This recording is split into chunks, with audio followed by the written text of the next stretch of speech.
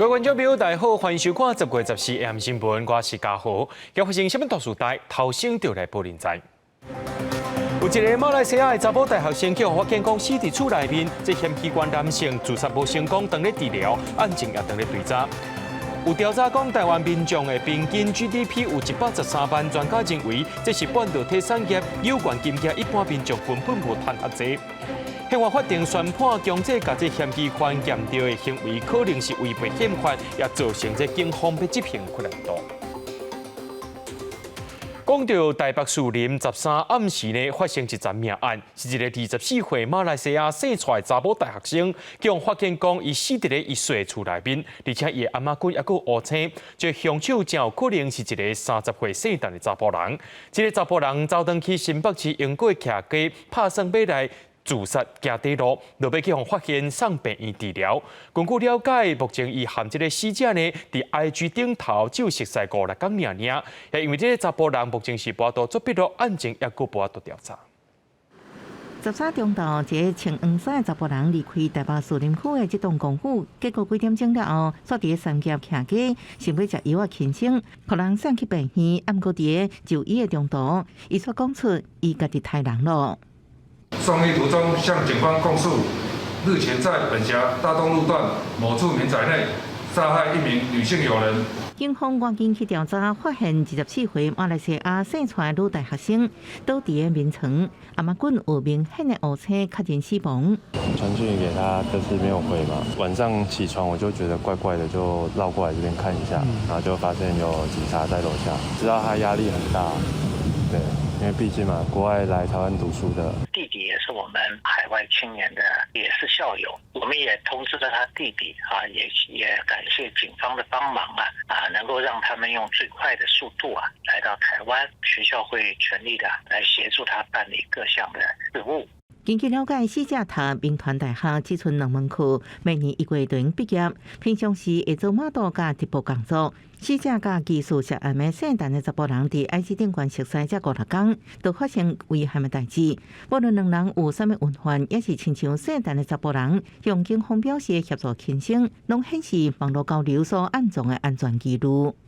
你在明，他在暗。那很多用匿名的方式来进行交友，特别要注意自己的一些隐私安全避免有让人家知道说你很清楚了解你到底是在哪里，不认识他可能不要单独出去扶安会提醒，无论是自杀也是协助轻生，拢是违法的行为。死者家属接到消息，有5、14暗时会到台湾。另外，犯案动机甲详细案情，因为姓陈查甫人也无法度做笔录，由警方专程介入，还佫详细调查。记者综合报道。咱做伙来关心天气。第19号风台桑卡本地是伫咧南沙岛海边的热带性低气压，不过伫今下晡2点的时阵，已经结做是轻度风台，卡路会往越南去，对台湾无直接影响。从前视图上可以看到，明天是一个热带性低气压或者是台风逐渐接近的过程。那到了礼拜天到礼拜一这段时间呢，它会通过巴士海峡。那礼拜一之后呢，由于东北季风增强，它的路径会开始往南调。那从这个路径上来看，它一旦形成台风，就有很高的机会发布台风警报。那即使没有形成台风，对我们的天气影响也是相当剧烈的。气象局表示，这热带性低气压已经结做是风台，主要是影响到北部、东北部，也搁伫咧其中呢，这大台北地区、宜兰花莲拢有这个大雨甲大水雨。礼拜甲后礼拜一，除了着外围环流本地影响，这东北季风也会变强，各地头落雨机会也拢会大大增加。咱台湾10月13开始开放边境不过业者认为讲，这边境解封只是开一个棚尔，认为这观光产业伫短时间内有关是无乐观，而且最近伫中国也出现新的变种病毒株 BA.5.1.7 加 BF.7 这2种，互外界伫咧烦恼讲，这变种病毒会大流行。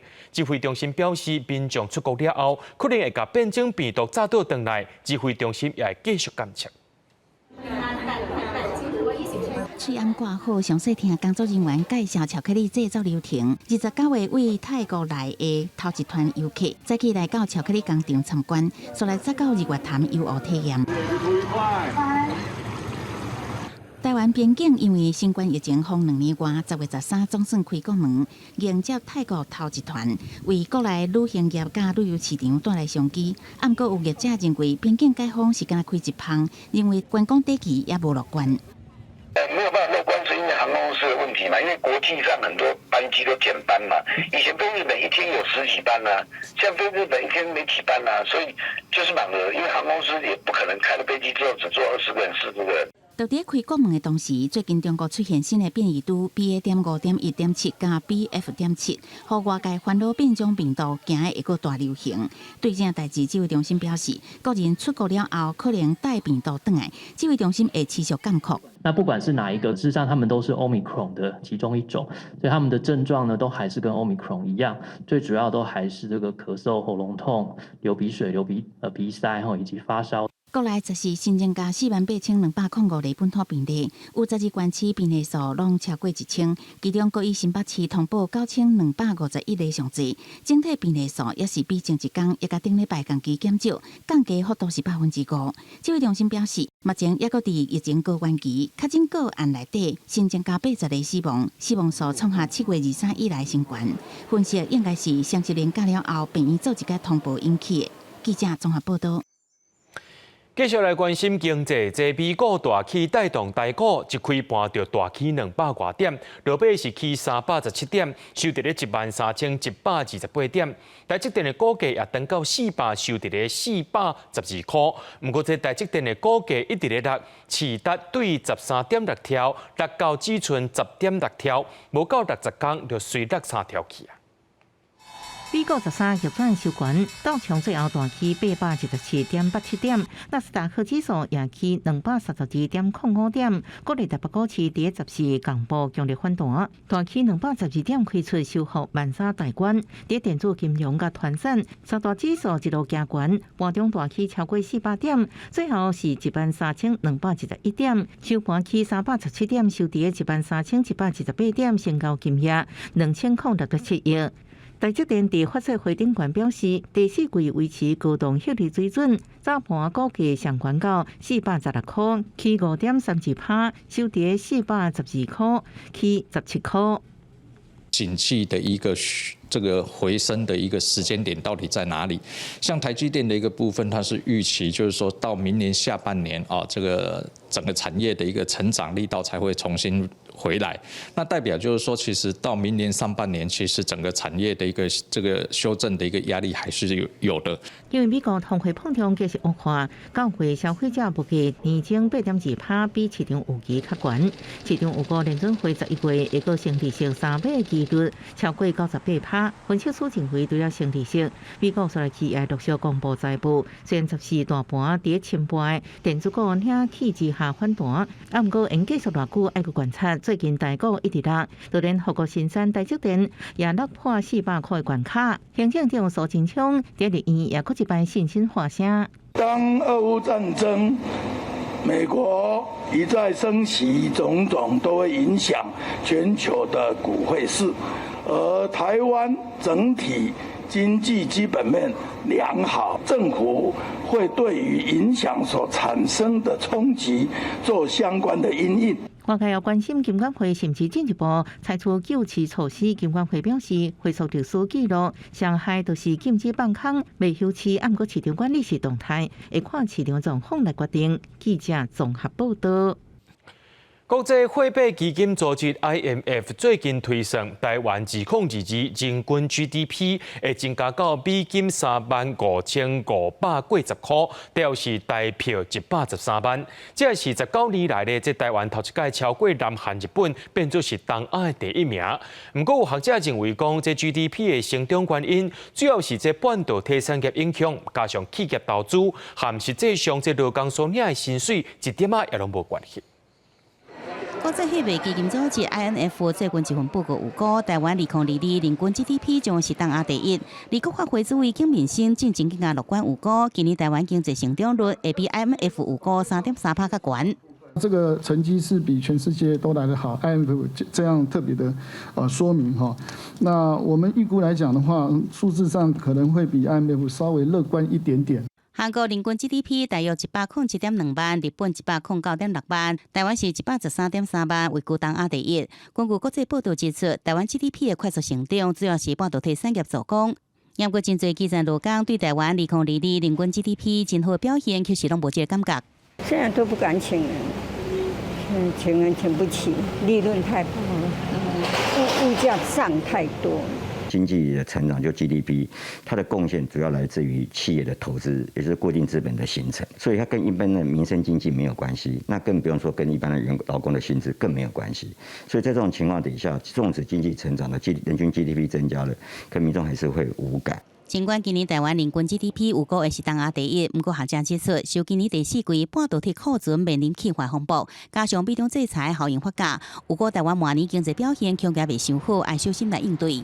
记者综合报道。台美科技部亦开投资合作架构 TTIC 将有新的进展咯。这内面的咱台湾的企业，亲像是汉翔、台电、芬达，又和美国的基基 Intel 一寡企业签署7项的 MOU， 透过着台美合作，要来抢占5G 高科技资通讯商机。13暗时，经济部长王美花伫美国华府见证之下，台美科技业者伫 TTIC 结果之下签署7项合作备忘录，希望透过台美合作抢占5G 的科技市场。双方会后续去结合5G 专网技术，不管是在工业应用跟智慧影音应用，会来做这样的一个研发发展，那也会来提供第三方的厂商。来做这些相关环境应用的服务跟展示。台美即摆签署7大 MOU， 包含台电甲美国机器合作，加做净零碳排策略的优化。汉翔航空也甲机器合作，燃气涡轮快速发电机组维修在地服务化。另外，亲像宏达电、玉电科技甲芬达科技，也拢要甲美方成立5G专网合作。能源科技是甲美商杜邦合作加轨卫星顶上机。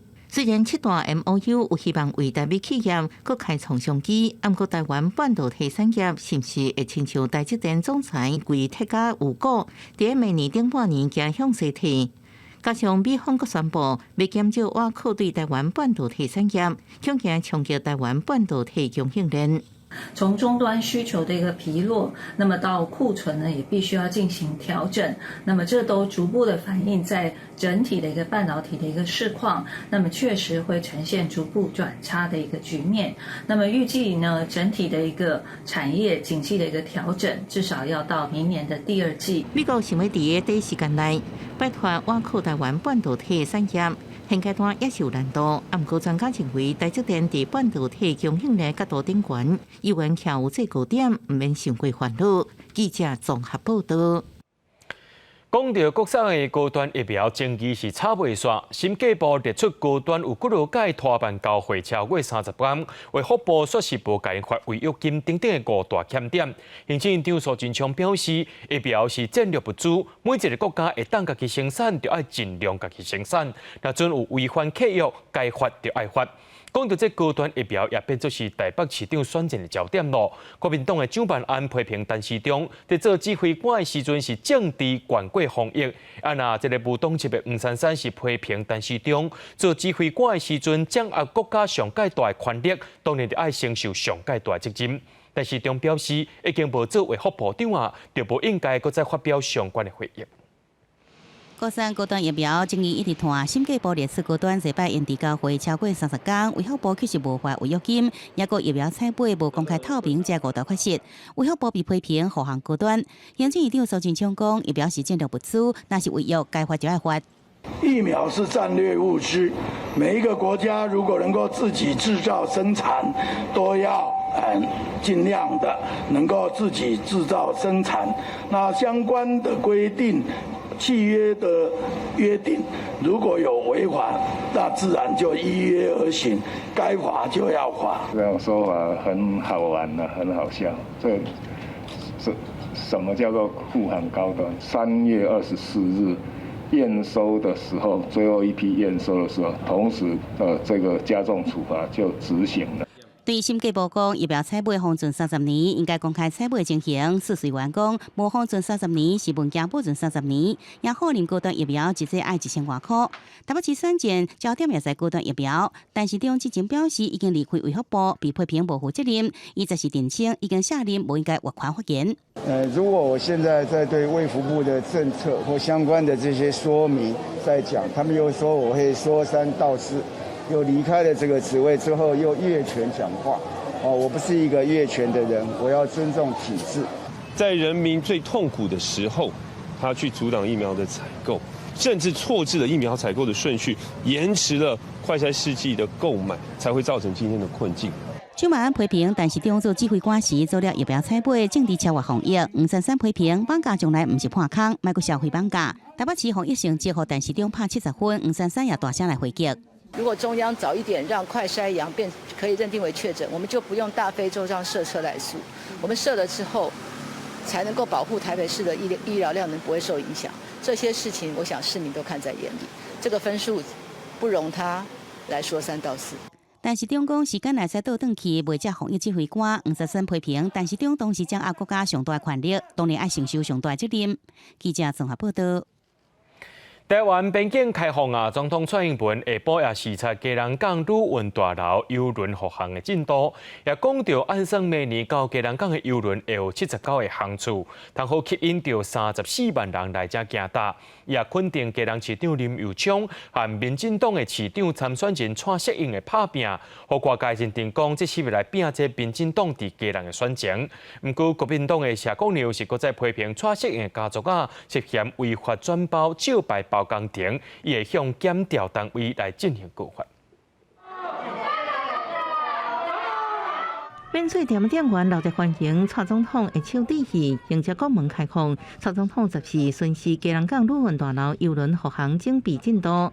蔡总统指出，政府全力协助业者赶紧恢复疫情进程的情景。按算明年到基隆靠港邮轮有79航次，吸引34万人次。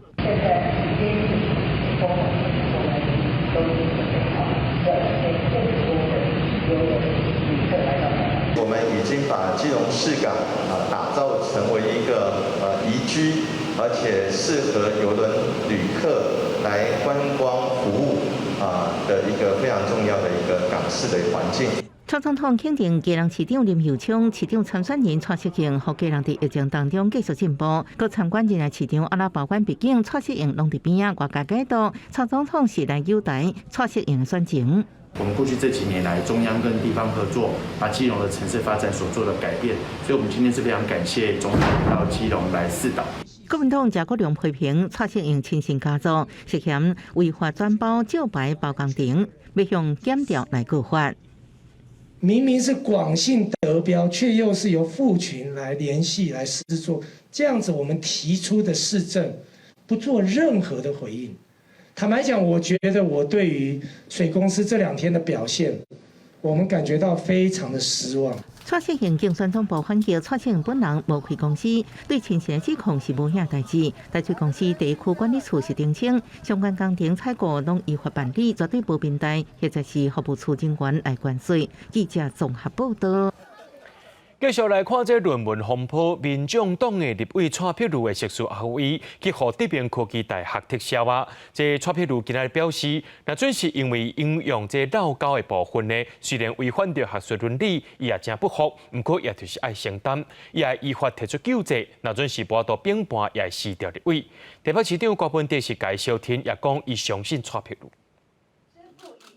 台湾民众党立法委员蔡碧如伫德明财经科技大学的硕士论文，予人检举有不当引用。德明科大13表示，经过学术伦理委员会审议，认定蔡碧如论文的研究结果甲结论有部分无适当引注，建议撤销学位。校方也通过撤销。是我很认真的。整理资料写下来的，本来是说我非常的有信心，然后昨天收到这样子的一个电子邮件，我是非常的错愕。那我也想要知道到底是哪里有问题。蔡碧如强调会依法提出救济，而且伊表示收到这边的电子邮件，但是内容并无法度知影论文是倒位违反学术伦理。会等这边的报告出来，嘛呼吁校方公开相关审查资料。但是民进党籍台北市议员简淑培是要求蔡碧如爱是立法委员。蔡碧如应该立即向我本人来道歉，因为在他的硕士论文里面引用了我的脸书的完整文章，应该要立即要求蔡碧如辞去立委。等我收到这个判决书的全文，如果真的我们有做不好的地方，我愿意辞掉立法委员。我相信他是没有主观要去抄袭的意图的。他问题是到现在为止，我们还没有看到判决书。联华时代力量也召开记者会，表示各党少年所出现论文风波，选举已经失去焦点，认为各党应该让人民健康的选举环境。蔡碧如也表示，家己并无参选，有心人士要透过伊打击其他的候选人，实在唔免安尼做。记者郭美长随台北新北报道。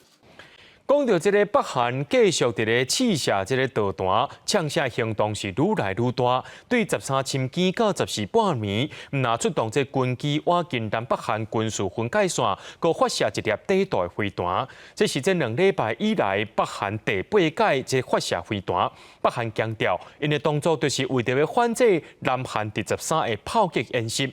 北韩的行为虽引起日本、南韩抗议，甚至南韩搁在对北韩进行高频的制裁。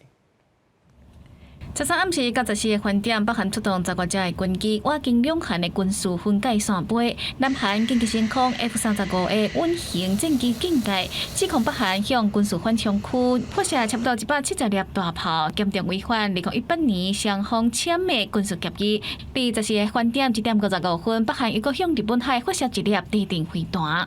이번 북한의 동서의 완충구역 내에서의 포병 사격과 단거리 탄도미사일 발사는 각각 9.19 군사합의와 유엔 안보리 결의에 대한 명백한 위반으로 한반도는 물론 국제사회의 평화와 안정을 해치는 심각한 도발 행위이다. 北韩官方媒体伫14发射飞弹了后，马上报道是要反制南韩13连续炮击演习10点钟外，这嘛是过去2礼拜以来北韩第8届发射飞弹。南韩决定对北韩研发核武甲刀片制裁15个人甲16间机构，这出5年来的头一届的一方面的制裁。虽然飞弹最后落伫日本经济海峡外口，不过日本则是也是搁向北韓提出嚴正抗議。当該弾道ミサイルは変速軌道で飛翔した可能性があり、引き続き分析中であります。一連の北朝鮮の行動は我が国、地域及び国際社会の平和と安全を脅かすものであり、断じて容認できません。 朝中社13报道，北韩领导人金正恩12伫监督当庭飞弹，成功拍到目标了后强调，北韩的核武力量已经做好实战的准备。虽然南韩专家认为北韩的报道内容无法度完全相信，不过日本防卫省甲部分南韩专家却认为，北韩伫核弹头的微型化技术应该有真大程度的进展。国际新闻台是董朋友。 罗西亚军队最近是拼性命伫咧攻击乌克兰，致使乌克兰国内有3成电力设施受到损害。也因为这寒天到位啊，人民就要面对寒冷冬天的考验。乌克兰政府是呼吁民众就要囤一寡厚衫、蜡烛、手电等等的物资，也就要省能源。政府这边呢，也要规划行动保温站，万不以烧气无法度提供，民众要一个地点通好下手。 点到蜡烛，亲像妈妈如剖腹爬犁，甲囡仔伫正暗的环境，有当时都爱用手机的手电来照光。这礼拜俄罗斯发动飞弹加无人机攻击，致使3成发电设备受损。伊讲电无够，无法度好好洗身躯，啊，毋过配合政府宣传节约用电。面对特别到的冬天，伊讲无开烧气嘛袂使。Якщо тільки вмикати інколи плиту, щоб горіло, бо що я не знаю, як буду топити. Будемо вдягатися тепліше, будемо під ковдром ховатися. 电力正案几了100万个乌克兰人受冲击，当局呼吁民众尖峰时段节约用电，减少开压缩炉、洗衫机，还有电滚水，甚至计划要建置临时烘烧站，让主体小区若是供应中断，民众有所在通烘烧。在基辅的马克西安决定加做淡薄仔蜡烛，部分家己用，部分卖人，体现着要度过寒冬都要超前部署。Necessary to make some economy in electricity also. 电力欠缺，乌克兰也面临核电厂安全威胁。为这代志，国际原子能总署 IAEA 总署长格罗斯持续伫圣彼得堡甲基辅中间走丛，呼吁将乌国境内欧洲上大核电厂扎波罗热划作非军事区。伊表示，俄国愿意甲 IAEA 讲，可能是真好的开始。暗国勇士爆出一段俄罗斯发电站起飞弹攻击画面，俄国指控乌克兰攻击边境的库斯克，致使2个船舰2000人无电通用。暗国乌克兰是否认？记者综合报道。伫咧泰国和澳洲连续出现真严重的水灾，伫咧泰国的昭披耶河咧，也因为这水头雨着一声落真大，水尾伫咧做水灾。另外，澳洲受到反声音现象的冲击，各地头拢伫咧落大水雨。其中维多利亚、新南威尔斯和塔斯马尼亚这3个省呢，灾情上严重。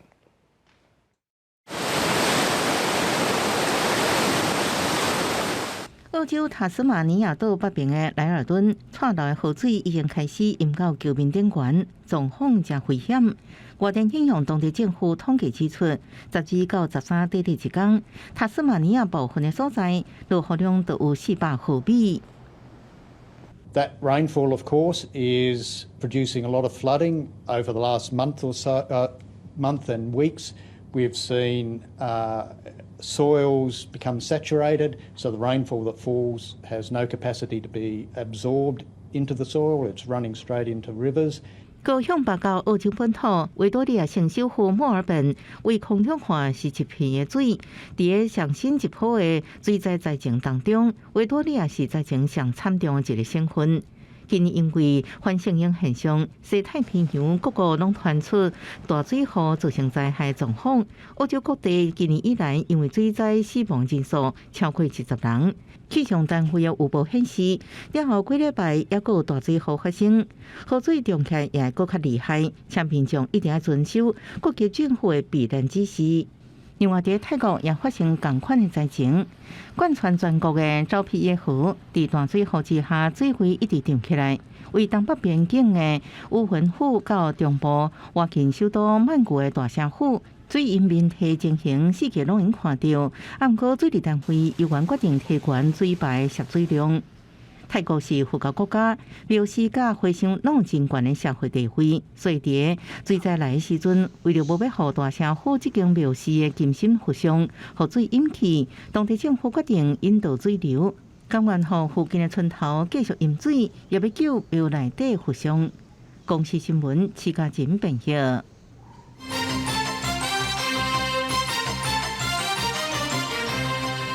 那阵警方抓到这毒品犯，因为收集证据的必要性，可能会把这嫌犯强制查供验掉。不过，宪法法庭今仔日做出判决，认定这款的行为无符合宪法要求，违背宪法。对今仔日公告开始上班满2年，相关的法令就会失去效力啊。警方抓到这毒贩，是不是当强制验肉呢？新北市一个被告，101年3月拒绝验肉，去予警方强压去病院，绑在面床顶，由医师把肉管插入去肉刀采验，结果安徽他命阳性反应。经过检方起诉，新北地方法院刑17庭法官认为，检警依照刑事诉讼法第205条之2部分规定抵触宪法，103年9月申请改说宪法，宪法法庭10月14做出判决。在实务上的运作，205条之2，它其实容许警察一定的一个空间，那但是这个空间也会造成一些人权的侵害。那像本件，它最后是这个人的9个小时之后，以强制导尿的方式来做。宪法法庭判决刑诉法205条之2，违反宪法第23条比例原则，抵触宪法第22条保障资讯隐私权，加免受身心受伤害的身体权。10时判决公诉日开始，上班届满2年就失去效力。息后前的过渡期，检察事务官甲警方必须以非侵入性验药，报请检察官合法鉴定许可书才会使进行，而且有及时甲事后的救济。如果有情况急迫的时候，司法检察官跟司法警察，他就是可以自己先做采尿，但是呢，应该在采尿后24小时呈报该管检察官许可。好，那如果这个不应准许的时候，检察官可以应该在3日内撤销。宪法法庭书记厅厅长柯新洲是讲，正当法律程序原则上由检察官做决定，只有情况紧迫，才由司法警察来做强制处分。查询相关事务见解，嘛有真侪案例，因为205之2勉强处境，造成无罪判决。宪法法庭判决无定就会增加检察官工作负担，毋过有助程序遵守甲查清楚，对侦查甲犯罪预防有正面的效果。记者综合报道。中华的中州科大今年1月去予乌干达学生投诉，讲因利用这奖学金实习的机会做宣传，吸引16名对乌干达来的学生申请来到台湾读册，却甲因送到工厂去做粗熟工。中华检方今仔日侦查终结，包括着学校中人业者、表列县政府和移民署官员计共10个人，去互依照着人口贩运防制法、贪污治罪条例等罪嫌，甲因提起公诉。属于中州科大今年1月，予乌干达外籍生指控学校用提供奖学金甲高科技产业实施这名义，骗乌干达学生来台湾读册。毋过来台湾了后，不止无如期收到相关补助，还佫正做工厂学工。中华检方侦查终结，对中州学校、苗栗县路清处甲中介业者总共10个被告提起公诉。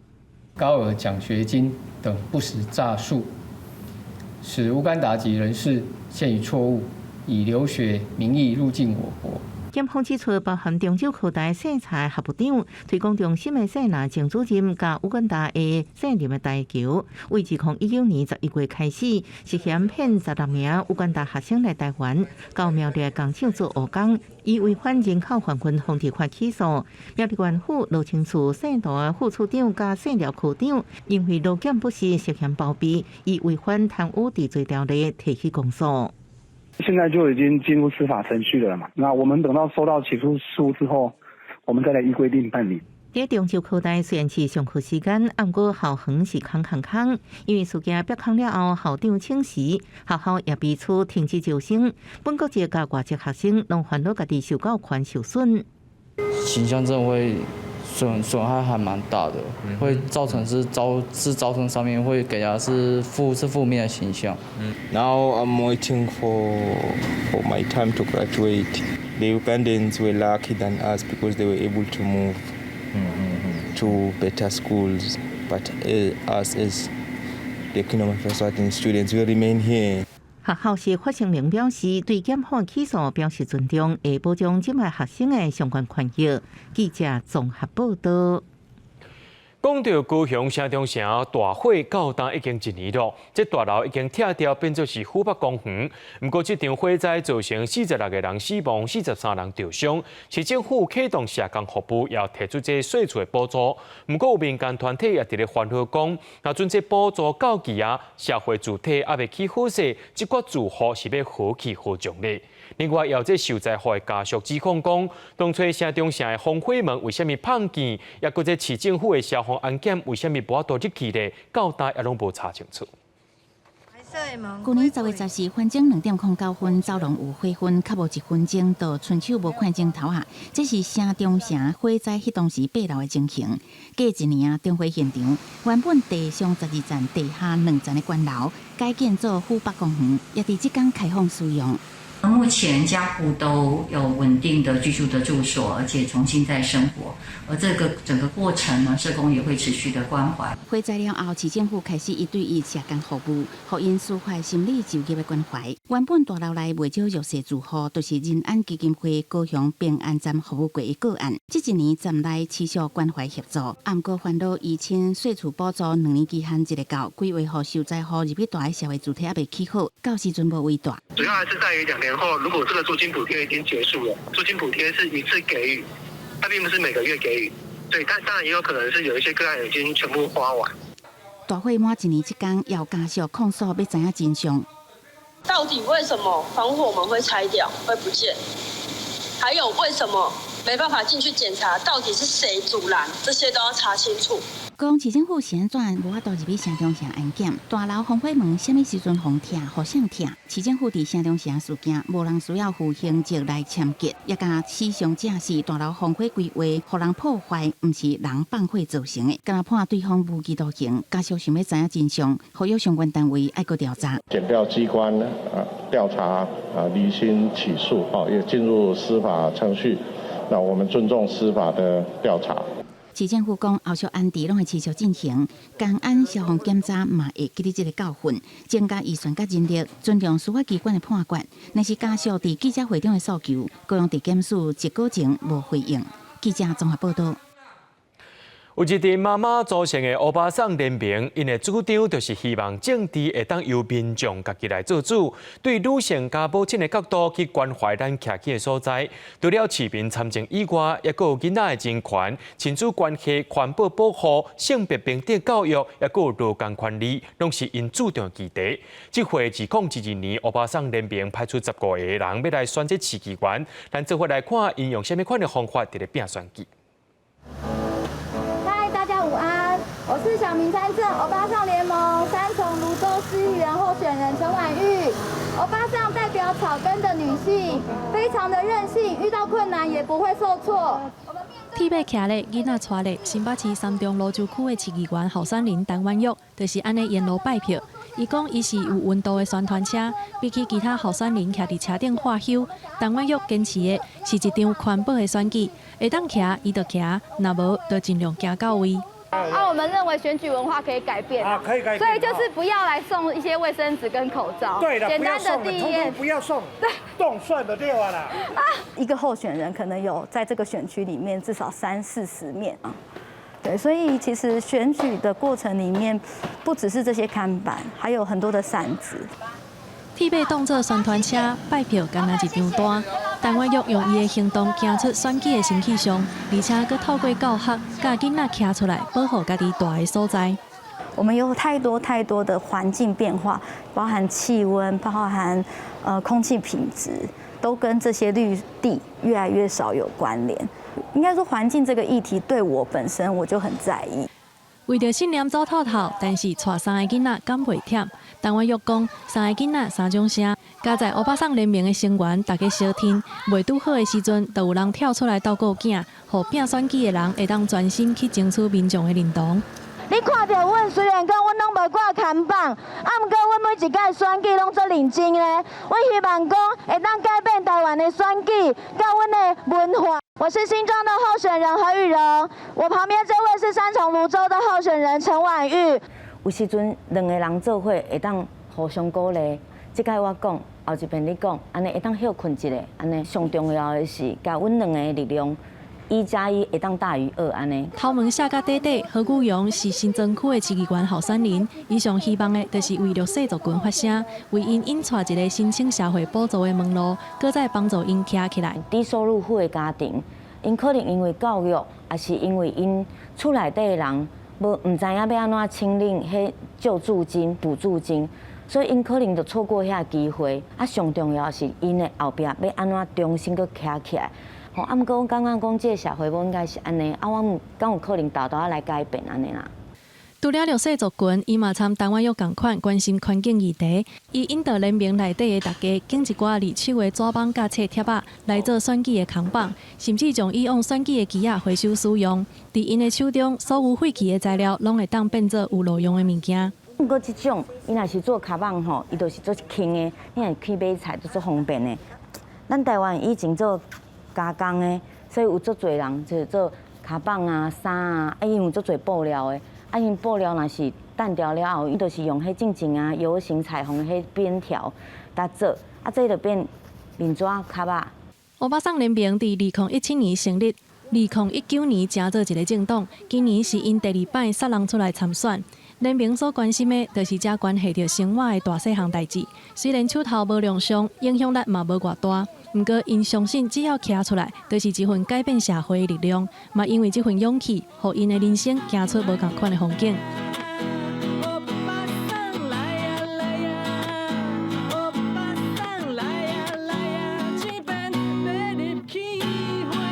记者麦上林曾派文台北报道。讲到咱台湾的女性是真坚强，咱来看台湾的有一位嘉宾师叫做池诗苑，伊代表台湾参加2022 WCE 世界杯冲咖比的比赛，打败32个国家的代表，摕到冠军。这是咱台湾伫这个比赛当中第2届摕到世界冠军。The coffee is more complete with smooth body and evident sweetness. 为咖啡方面的小界甲实际冲泡，每一步拢讲甲真详细。The ratio is 1:14. 伊呈现家己参加国际比赛经过，伊是咖啡师，是诗苑，多代表台湾参加2022 WCE 世界杯咖啡冲煮比赛，得到冠军登台湾。The 2022 World Brewers Cup champion is representing Taiwan, Sherry. 我是惊讶大于一切，对，当然也是后来我有一点慢了几秒之后才反应过来，原来是叫我。伊在2016年行入咖啡界了后，2019、2020年得到台湾冠军，2019年参加世界比赛得到第5名，中间因为疫情减赛，这摆搁一摆参加世界赛，打败32个高手，摕回冠军奖座。不过想要得到冠军，为选豆啊、冲煮技术到服务，每一步拢袂当凊彩。找豆子这方面，因为疫情真的是增加了蛮多的困难点，像温湿度和台湾有很大的不同，然后这样子也会对于我们在准备的这些豆子也会有不一样的变化，这个是我们要在当地一直不断的去测试。咖啡豆啊，参无共款历经大势来冲煮，互咖啡大壶回芳果芳。台湾伫过去几年世界级咖啡比赛当中，陆续出现咖啡大师冲煮甲杯桥顶赛事过冠军，表现是真赞。做咖啡的人并不是只是煮咖啡，他要对 science、对物理、对很多的生活科学跟很多的人文风土都要非常认识。还有就是说，我们在很多的这个培训上面，那除了选手之外，也要很重要的是这个评审。爱有好的设施甲培训方式，加上咖啡师的努力用心，才能培养出更加优秀的人才，让台湾的咖啡继续伫国际飘香。记者综合报道。教育部一直鼓励少年人就要出国旅游，体验无同款的文化，也伫过程当中认捌家己。就一个少年家啊，伊去到内蒙古学音乐。公司台记台青春咱的梦，一礼拜六暗时7点半，特别带观众朋友来看伊行一逝内蒙古有啥物款的感受。这是位蒙古西部阿尼泰山脉呼麦的演唱，表演者模仿自然界声音，透过拿喉索言，同一个时间唱出2种声音，完美呈现高原大北的气势。王尼着去互这个声音深深感动，算算的伊用13个月的时间去内蒙古拜师学艺，完成梦想了后，也倒来台湾推广这个特殊的音乐。这个声音到底要安怎发出来？我就开始伫咧学，家己练啊，家己去网络顶面找资料，安怎学拢无成。迄阵有一点仔，人讲爱着较惨死。教育部为着鼓励青年以优势体验等等的方式，甲台湾各地人文社会深入互动交流，举办找找感动地图实践计划。后年着嘛，甲2个朋友做伙以行道的方式，用音乐甲各地青年团队交流，透过因的分享甲演出，互更较侪人了解游牧音乐迷人的所在。因即运呢，因去实践的方式无共款啊，因会想要行出去，想要找更较侪连接。共款啊，虽然讲咱无一定因即阵一定要找一个所在踮落来，但是伊会透过这个方式去连接真侪所在。一座300多公里顺梦的轨道，沿路拄到的车份人，因用无共款的方式，甲因加油，甲因鼓励。做伙去的好中准，嘛有无共款的体会。我看到遮侪人，因咧讲因家己住的所在时阵，目睭会有迄种闪闪冰冰的迄种眼神，我就讲足幸幸，因住的所在会当互因有足大的力量，做因想要做的代志。行出4、4箍仔，是一种分享，得到的嘛真侪。心内毋望音乐甲文化会当结合，因一步一步豆豆打拼，路途虽然辛苦，毋过煞是勇气上好的见证。记者罗宾柱、梁新维综合报道。农委会和成功大学有一个团队叫做找树仔的人，因伫2年前呢，找到一张特别高80公尺高的新木，也邀请澳洲的摄影专家皮尔斯来到台湾，替这张新木翕相做记录。这张看起来一般的台湾山仔，可能要抬头看上天顶，才会当看出伊有偌悬。林业试验所甲生态研究团队利用光达技术，伫2020年8月发现这张弄着月娘的桃山新木，有79.1公尺，会当生做这么悬，是因为伊伫雪霸国家公园的深山林内，土壤加肥的古木落园当中。长那么高真的是不容易，因为就是台湾很多地震跟台风。桃山神木它厉害的地方是这个山谷它非常的平坦，土层也很厚，然后也很避风，然后算是一个巨木乐园就对了。林试所特别邀请澳洲树冠层摄影师史蒂夫·皮尔斯来台湾，替桃山新木翕等身照。皮尔斯讲，爬1500公尺，下测1300公尺才到现场，而且顶有4天的作业时间，真正是史上上挑战的任务。但伊讲，真荣幸参与计划，替这么水的古木留下记录。The Taiwanese trees are very unique because of the diversity and I guess the beauty of the surrounding environment, and Taiwan has the most beautiful forests I have ever seen. 皮尔斯表示，要翕古木的等身照，要为顶悬往下骹扭60公尺的索啊，而且要克服树顶较高、树骹较暗的光线落差。当然嘛，要克服环境甲天候的因素，真正是真困难。但伊认为这个任务成功。桃山新木是目前国内发现第2悬的树仔，上悬的树仔82公尺，但树顶有20公尺是枯枝，而且环境危险，所以团队这届选第2悬的树仔来翕。记者郭桂俊林台北报道。10月15是国际盲人节，台湾师范大学有公布因研发的一套工具，是帮助视障学生学数学的工具 A8M。这套软体呢会当配合着点字，透过突破专业数学表格，也个符符等等，让视障者啊更较好来理解这数理公式的结果。数学有真侪负荷，一般人有时就要加看几解，对视障学生的学习更较是困难重重。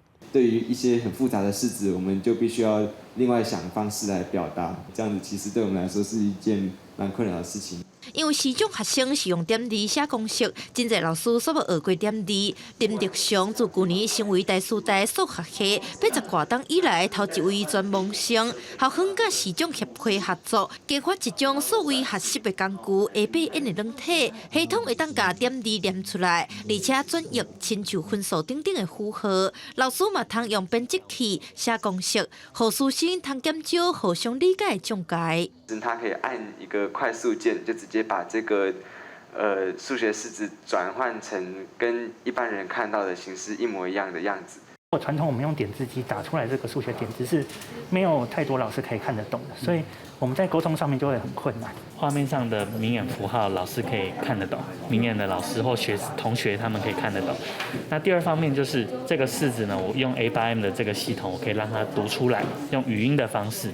本身嘛是视障者的工程师表示，因为各种2年以上所学的数学会较复杂，所以就会当使用这套软体，嘛希望让视障学生未来有更较侪机会，通选择数理相关的科系。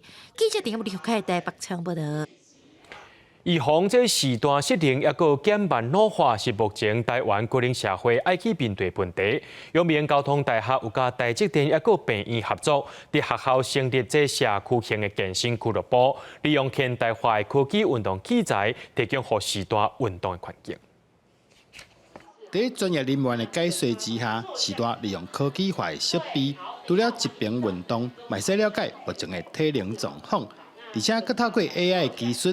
将大家长辈运动时体能状况的数据提供给教练做评估。教练、老师都有教我们，对我们的帮助应该是比自己去散步、走路更好。透过这个活动，我们身体健康以后，我们能这些运华族退休人员能够走出去当志光，再回馈给社会，这是我认为这样是一个最好的一个善的循环。透过这个仪器的检测设备，它可以同时知道说你运动的强度、时间，然后个进步的程度，所以未来可以达到比较精准的这种预防的效果。中明交通大学希望在学校打造舒适的运动环境，提供予社区时代免费使用，来回馈社会陪伴时代。我们也希望透过这样一个活动，让学校的师生能够去了解整个我们叫做永续发展计划这样一个内涵，以及跟社区中间的这个连结。未来这个俱乐部除了提供长辈健康服务，更加希望成做社区时代的好 partner， 透过资源整合，建立时代人健康快乐的生活环境。记者刘君和新竹报道。明仔天气是好也是歹，做伙来看预报，恁就知。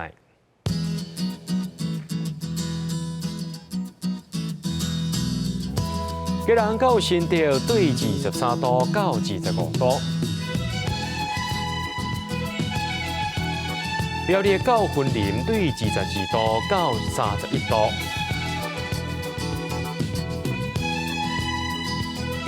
嘉义到屏东对22度到33度。宜兰花莲台东对23度到30度，平湖金门马祖对22度到29度，还有未来3天气象。